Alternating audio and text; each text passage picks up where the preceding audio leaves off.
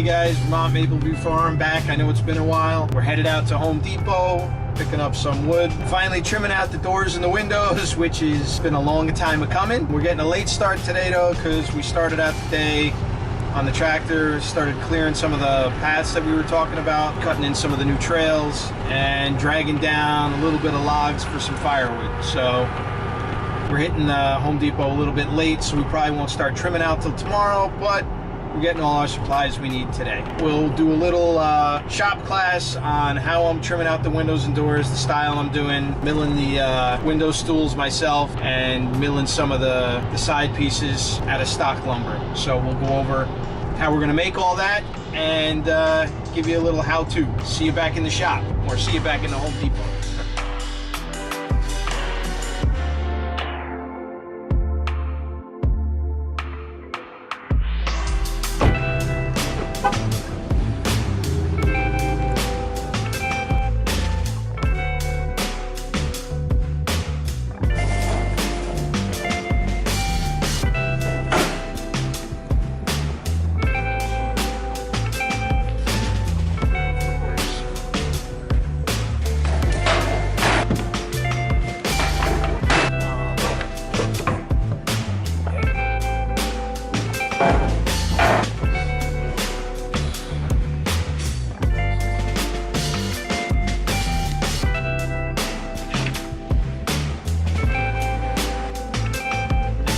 Locate me a tape measure.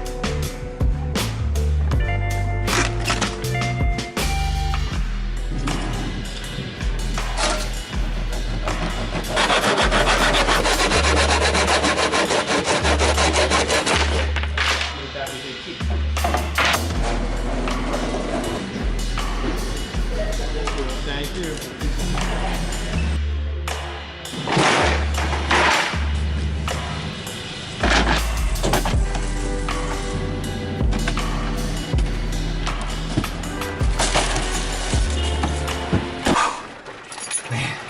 Just made it.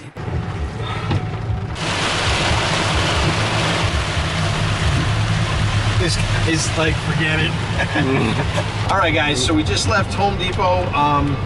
We just beat out the storm by about 30 seconds before the huge downpour, so we lucked out there. We picked up some clear pine that we're gonna make all the legs and heads out of for the windows, some trim that you'll see once we start framing it all out there, and also a tile saw for the next project that you'll see coming up. We're doing the backsplash in the kitchen. So a little bit of home improvement, trying to get everything done, make the missus happy. We'll see you guys tomorrow. All right guys, we're back. Day 2 of trimming out the windows. We were at Home Depot yesterday picking up our lumber, and I said we'd go over what we picked up. We got a couple different varieties of wood here. First, what we're gonna make the window stools out of. This is a 5/4 by 6. Just means that it's about an inch and an eighth thickness versus a 1 by, which is only 3/4 thick. So we got a 5/4 by 6, we've got a 1 by 6, we've got a 1 by 4, then we've got a piece of trim that's gonna become our top cap on the header piece. We've got a piece of thick lattice, which we're gonna be milling up to make a detail with. I'll show you when we do the window. And then this is a piece, they call it corner bead. What I was actually looking for, and I have not been able to find up here, is what I'm gonna do is I'm gonna take this corner bead and kind of turn it into like a back band. So what's gonna end up happening is we're gonna mill a detail into this. This is gonna be the leg. And then I'm gonna mill a little bit off of each side of this and then put a round over on it. And then this is gonna be the piece here, which if I could have found back band at the store, it would have saved me the step, but I haven't been able to find it. So I'm gonna kind of mill this down and make my own. And then we got some scraps here from what we've been doing, because we're also going to have to put extension jams on. Just about everything in this house needs an extension jam. And I'll go over what that is when we go inside and we measure up the window. That being said, the different tools that we're going to be using today, we've got a table saw for ripping down everything down to size, as well as going to be ripping the detail into the leg with that. I've got my shaping table, which this is what I use to route the round over onto the window stool, as well as I put a little detail on the bottom, and then I take it and I make the round over piece details on this as well. We've got our chop box, you know, cutting everything to length, cutting our corners. Down over there, we've got our palm sander and our jigsaw. And last is gonna be our compressor and our nail gun that are already inside the house. So that's gonna be pretty much everything that we're gonna use today to get everything going. So let's go inside, we'll take a couple quick measurements of the window and come back and start cutting some wood. All right, so the first measurement we're going to take is going to be for the window stool. So we're going to just take the measurement of the rough opening between the window, which is giving us 32. All right. Now, just from doing a couple of the other windows, I've already figured out the math of how much extra I need, because you're going to have your extension jambs, which are going to be here. You're going to have a reveal off of that. Then you're going to have your casing. And then you're going to have a little piece where the ears of your stool stick past that as well. So figuring in all the math there, you're going to have like a 3/16 reveal there. You've got about 3 5/8 for your trim, and then you're going to want about another 1/2 inch for the window stool to hang past that. Figuring all that math in, it's an extra 9 inches to our 32. So 32 and 9 gives us our measurement. So we'll take the window stool, we'll cut it down to length, and then we'll start milling the detail into that. And then what I was saying about the extension jambs, this is what I'm talking about. The amount of space you've got in between where the window ends and where it would become flush with the sheetrock. So we're gonna have to mill pieces of wood that are gonna fit around, come in contact with the window stool. And that's gonna be, what do we got there? 1 3/4. But first things first, we gotta get the stool done so we can get all of our measurements. Back into the shop. So the first thing we're going to do is we're going to take that piece of 5/4 that we had, and like I said, 32 plus our 9, that's going to give us 41. So we're going to take our board, square cut the end of it so that we got a decent edge. Back down. 41. Now the other thing we're going to have to do on this piece is we're going to have to rip this down a little bit as well, because it is a little bit wider than we need it to be. Alright, so double checking for how far I want the window stool to hang over. The overhang that I like to have is anywhere between 2 and 2 1/4. So we're going to add that number to what we had on our extension jamb, which was 1 3/4. So 1 3/4 plus another 2. 3 3/4 plus the other quarter, we got 4 inches that we're going to rip our window stool down. And when we set up the blade on the saw, we want to make sure that we're high enough to go through the wood, but we don't need to be crazy high. So just enough so that you're going to take the piece of wood and be able to rip it down. I know the saw itself has a gauge on it. I always double check it, blade against the fence. Mark it out. Remember, you got to be on the side of the blade that's going to give you your cut, which is going to be to the left side for this instance, and that's going to give us our 4 inches.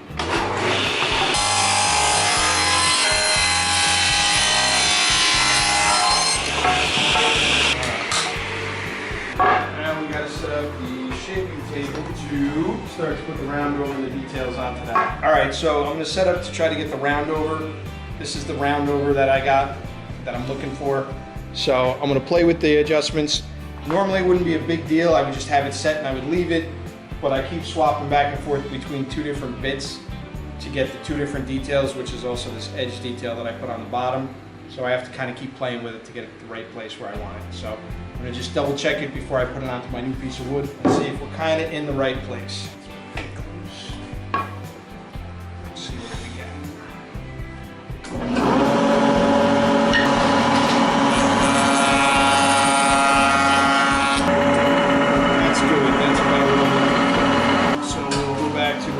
Size piece.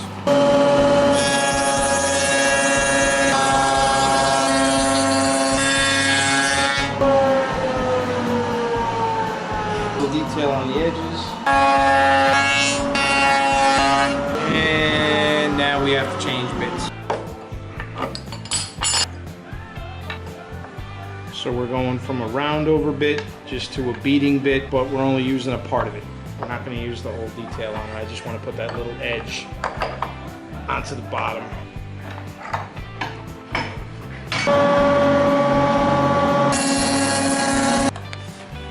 All right, so all we did with this, the shaping table tool, like I said, we had 2 separate bits. The first bit was a round over bit. Does exactly what it says. It rounded over the square edge on the board. We're gonna, touch this up with the sander in a minute. And then the second one was part of a beading bit where we just routed this little detail into the bottom.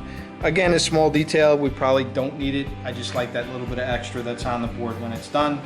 Now we're gonna figure out the measurement, find center, and then make the cut for the 2 ears that are gonna overhang each side that hold the actual legs of our trip. Our overall length is 41, so we're gonna find the center of 41, which would be 20 and a half. Make our mark in the center. Just put a little center mark there. And now we've got to measure out. We know our window is 32. That was our opening. So 16 in each direction. You can cut it a little bit shy because you don't want to A, be fighting it, and B, it's going to get covered by your extension jam anyway. That's our mark. And now the other side to this equation is how far out we've got to come from the actual end of the window to our sheetrock. And we measured that and we said it was 1 3/4 inches. So now our next measurement is going to be 1 3/4 inches here and 1 3/4 inches over here. So on this we're going to use 2 separate tools to do our cuts. We're going to use the chop box to cheat one of it, and then the inners are going to be with the jigsaw. Safety first. We're going to pull the guard back so the whole blade is exposed. And we're gonna make our first cut coming down and just stop it right before we hit the edge there.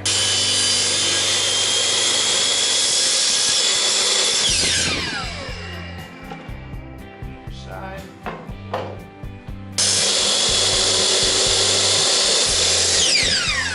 And then our other cuts we're gonna have to get with our jigsaw.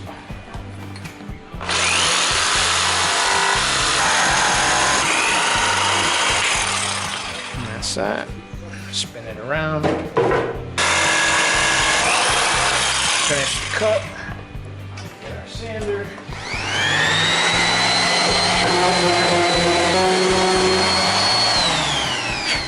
All right, see how she fits.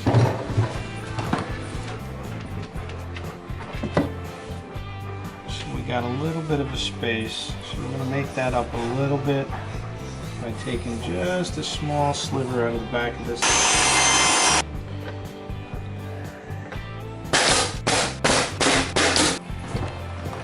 Ooh, that's close. That'll work. Edit out the dance. All right, so next thing is we're gonna start ripping down the wood for the extension jam. We talked about the space between the window, the edge of the sheetrock. We said that was 1 3/4 inches, so that's gonna be how wide we rip it. And our height, we've got just about 46 3/4. It's 3/4 inch stock. So I'm gonna cut these to length at just under 46 inches so I don't have to jam it in too much. So first cut is gonna be 1 3/4 inches.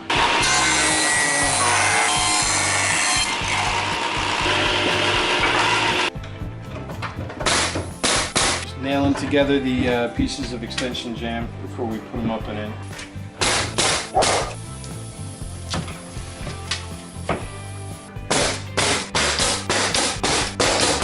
Doesn't like the nail gun. That's why she always stays close. All right, so the next 2 pieces are gonna be the pieces for the leg. This is the corner piece we talked about that we're gonna turn into a piece of back band. And this is just the leg piece where we're just gonna take the saw blade and mill a detail into it. But again, first thing I'm gonna do is I'm gonna cut the legs to length. It's just easier to work with it when it's a shorter piece of wood. So for the next piece, it's gonna be this detail piece, and all we're doing is we're taking just a blade's width of a sliver out of the front of this thing to just create a shadow line on the front of the board. So what we're gonna do is we're gonna make sure the blade is about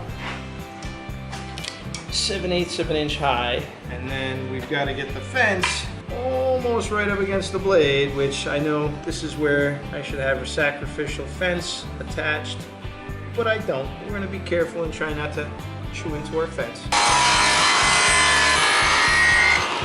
That gives this a little detail right there. All right, so we just finished. We milled our shadow detail into our piece of leg trim. We milled down that corner bead into the semblance of a back band, so we just knocked a little bit off both sides, rounded it over, and now we're nailing this piece up before we put the headpiece. Try to shoot from the bottom, get one up into the trim, help hold the sill. And we're looking for like anywhere between 1/8 and 3/16 reveal between our trim and our extension jam. Make sure we've got our roundover detail facing towards the inside of the casing. Still got more to go. That's gonna give us 38 3/8. We're gonna have to mill a detail onto the edge of this, and then this sits on top of the 2 legs that are there. So we're gonna cut this to length. We're gonna run a detail onto the end of it. 39 3/8. We want to be about 30. Let's cut it square. 39 3/8. Mill a little round over onto it. While we're in here, we're just going to cut our headpiece as well.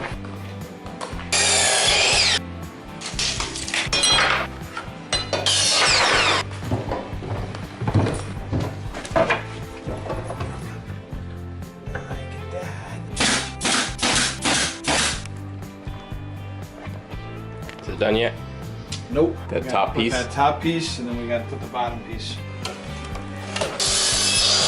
Cut our returns.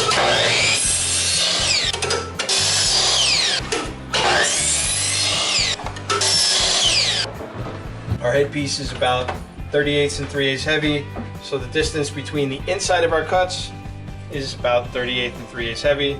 Then we took and made our return pieces that are going to wrap the edge. I'll show you that in 1 second.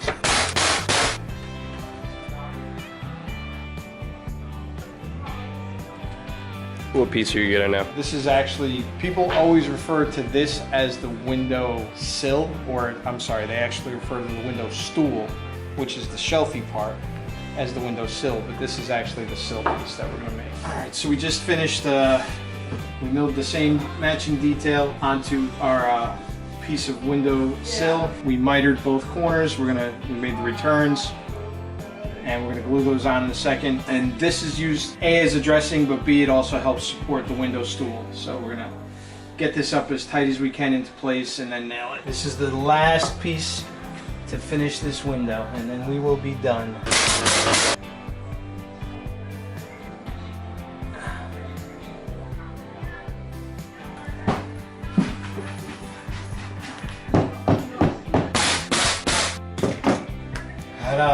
All right, guys, so one more time. We started out, we milled the piece of the window stool that was out of a piece of 5/4. Then we worked our way up. We did the legs, milled our detail into that, cut down our corner to make it into a piece of back band, cut those. Our band on top, once again, we took a piece of lattice, milled the detail into that, just a simple round over. Our headpiece, just another piece of 1x5. And then top that off with a piece of flat trim molding. Came back down to the bottom, put in our window sill piece again with that detail, cut our 2 return pieces, and that is our finished window. So that makes about 6 down, another 16 to go. All right, thanks guys.